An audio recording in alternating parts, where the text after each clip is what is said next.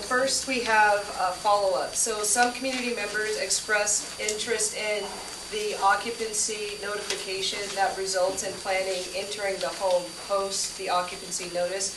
Legal is still reviewing that. It is on their radar, and we'll hopefully get an answer on their legal review of that process from planning.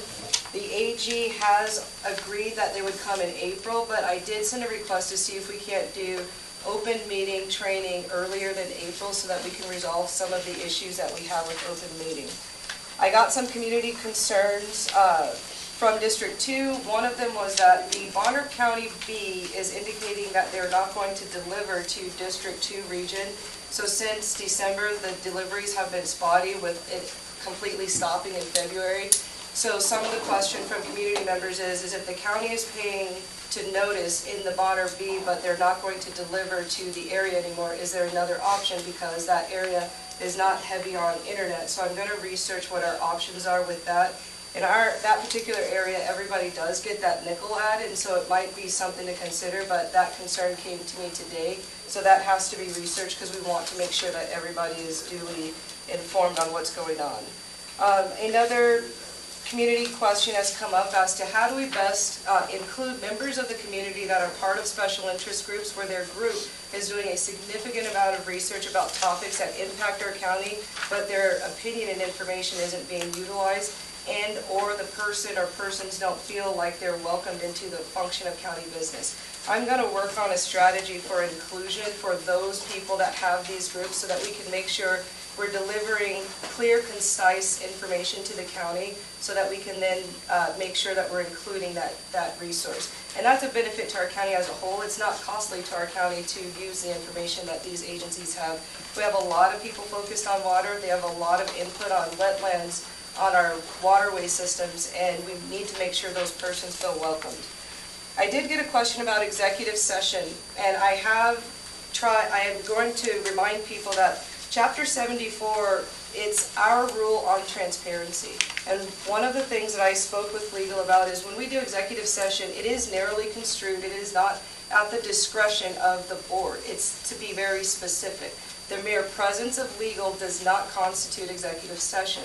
So one of the things that has to happen, for example, if we're going to talk about human resources, the reason that it goes in executive session is only what we're supposed to discuss at that point. But all the other issues related to human resources that don't fit personnel specific don't belong in executive session. That's an open dialogue in front of the public that should be occurring. We cannot use the idea of saying personnel and mention it. What we're supposed to do is segregate that piece off and talk about that only in executive session, but be transparent to the community. And we as a community have to keep striving for the correct use of executive session, because that's what leads to this increase of concern of trust in Bonner County government. So next, we continue to put forth a code of conduct policy that has been updated and approved by legal, with a request for a workshop from some members of the board. I did ask HR to start that workshop, but it wasn't put in place because it was pushed back for some reason.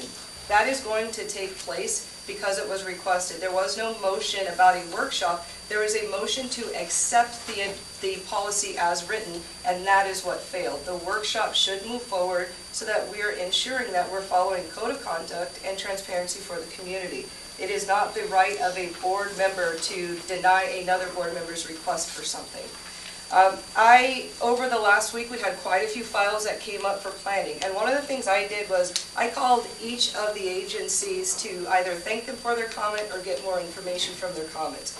I'm going to meet with Fish and Game on this Friday to kind of go over their process. The goal is to encourage people to give us value information when we're sending these requests out, so that we can hold ourselves accountable as a board to include that information, while also concurrently respecting the fact that members of agencies are taking the time to respond to our needs. If we don't show respect in that way, we're not going to get that information, and we need to. As taxpayers, we have paid for that service. They're willing to participate, and we need to open the door and allow them to give that comment. That doesn't necessarily mean we'll use it, but it definitely needs to be that we consider it. I can tell you that conversation with Fish and Game, they were very thankful for receiving a call to go over the letter that they had written on the particular file.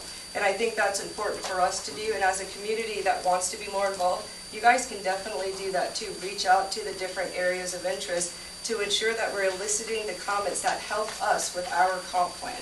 We don't want to close the door to agencies and that information. And so that's what I'm hoping to get on the agenda next week, is a better process, as well as I am going to put the request in that we set our agenda openly so that we can ensure that everybody knows what's happening, to include my continued request that executive session provides a better description of what we're doing.